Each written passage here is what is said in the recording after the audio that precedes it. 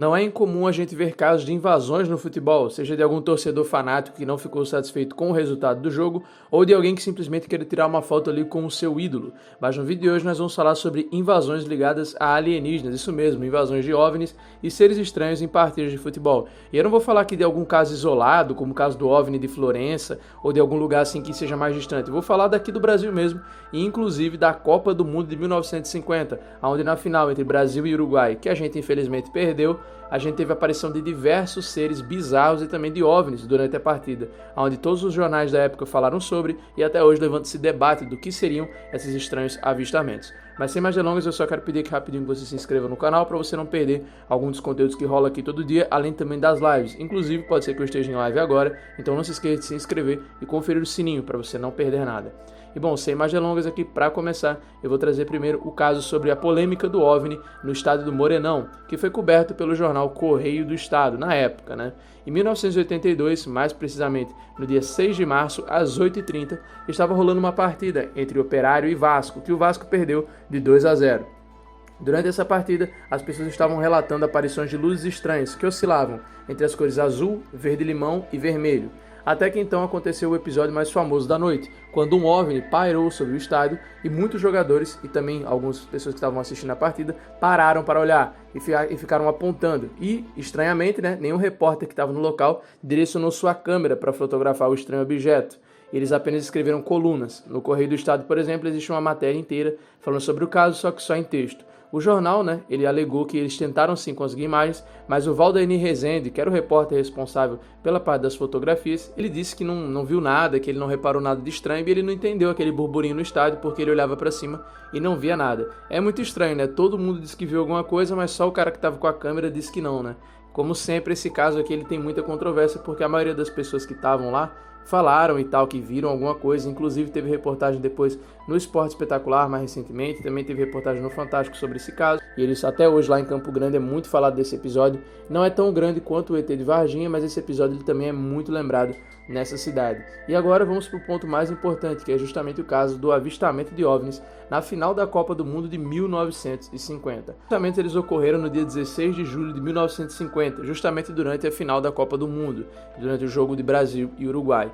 O jogo foi realizado no estado do Maracanã, lá no Rio de Janeiro, vocês já conhecem, e durante todo o jogo as pessoas disseram que estavam avistando esses estranhos OVNIs, passando por cima do estádio, passando próximo do estádio. Pessoas que estavam entrando ali para ver o jogo disseram também ver homens de preto, os famosos homens de preto, que vêm aí para ficar sempre nesses casos de OVNI, o pessoal fala que viu homens de preto indo atrás e tal de alguma coisa.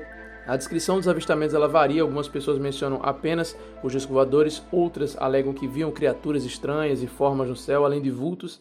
Outros ainda vão mais longe, falam de mensagens telepáticas. Isso aí eu já acho que é loucura, Mas, bom, a repercussão e cobertura midiática desse episódio, ela foi relativamente grande, ganhou muita atenção, inclusive com algumas manchetes sendo Brasil perde e quem deu show foram os OVNIs, porque a gente infelizmente perdeu a partida, por 2-1.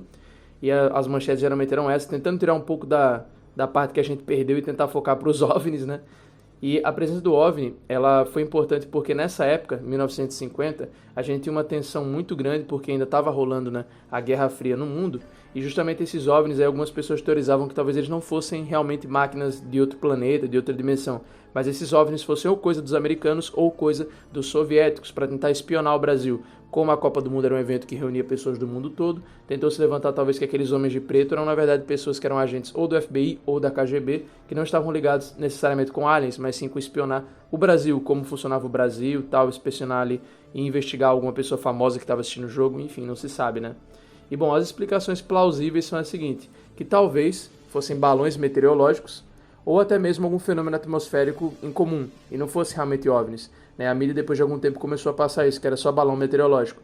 A maioria dos casos de OVNI que a gente vê acabam caindo nessa linha de balão meteorológico, como é o caso, por exemplo, do ET de Roosevelt, o caso Roswell, que fala que esse ET aí, esse OVNI que teria caído, que as pessoas falam que o presidente Roosevelt teria entrado em contato e feito um acordo com o alien que estava ali dentro para poder estudar o outro corpo que foi encontrado, na verdade não tinha corpo nenhum e que simplesmente o que caiu foi só um balão meteorológico.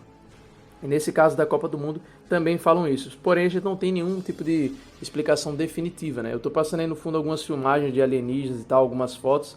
E vocês podem ver que as que são dessa época, 1950, a gente não tem nem como sonhar em ter uma filmadora, alguma coisa para gravar. Então, infelizmente, esse fenômeno da Copa do Mundo de 1950, a gente não tem filmagens dela. E, pô, só se algum dia alguém inventar a máquina do tempo pra gente voltar e ver, né? Mas por enquanto fica só no clássico falaram, né? Não tem como comprovar. Eu, particularmente, não acredito que sejam OVNIs. Eu acho que eram casos mesmo de balão meteorológico. Aquela época lá era tudo muito difícil, então eu acho que era balão meteorológico mesmo. A pessoa vê um balão meteorológico hoje, confunde com OVNI, né? O pessoal grava bastante no TikTok, no Instagram, esses balões meteorológicos caindo e pensa que é OVNI. Aqui na minha cidade mesmo teve um tempo desse isso aí acontecendo. Então acho que naquela época, então, mais ainda, né? As pessoas não tinham muita noção, muito conhecimento. Então quando via alguma coisa estranha no céu, que não era nem um avião, nem um helicóptero, a pessoa pensava logo que já era alguma coisa assim, um ET, um OVNI, uma máquina de alguma outra dimensão e por aí vai, né? Mas e você? Você acha que realmente tinham OVNIs espionando o Brasil durante a época da Guerra Fria? Você acredita que algum desses OVNIs realmente deixou uma criatura estranha dentro do estádio? Entrou uma espécie de Grey, ou seja lá o que, durante o jogo e estava escondido lá dentro do Maracanã? Comenta aqui embaixo as suas opiniões sobre esse assunto ufológico e comenta algum caso para eu trazer aqui no canal, ligado também a alienígenas, ou algum outro caso de mistério, seja creepypasta, lenda urbana, ou até sugestão de iceberg, que a gente também faz aqui no canal. Muito obrigado pela sua audiência, um forte abraço e se cuidem.